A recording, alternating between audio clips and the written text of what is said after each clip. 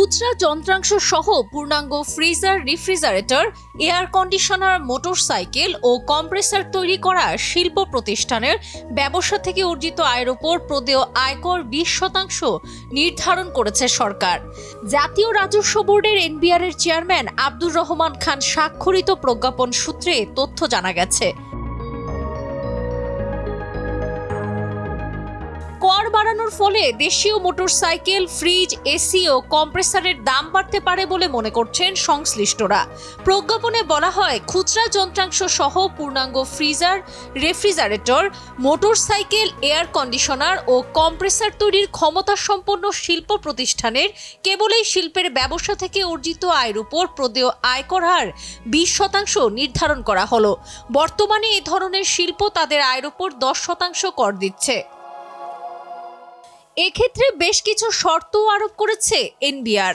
প্রজ্ঞাপন অনুযায়ী অব্যাহতিপ্রাপ্ত কোনো শিল্প প্রতিষ্ঠান এই প্রজ্ঞাপনে বর্ণিত কোনো শর্ত বা শর্তাবলী পরিপালনে ব্যর্থ হলে জাতীয় রাজস্ব বোর্ড প্রদত্ত অনুমোদন প্রত্যাহার করতে পারবে।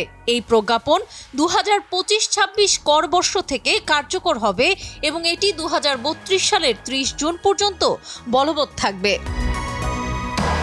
জানা যায়, বিগত আওয়ামী লীগ সরকারের শাসনামলে 2024-25 অর্থ বছরের বাজেটে মোবাইল ফোন সেবায় সম্পূরক শুল্ক 15% থেকে বাড়িয়ে 20% করা হয়েছিল।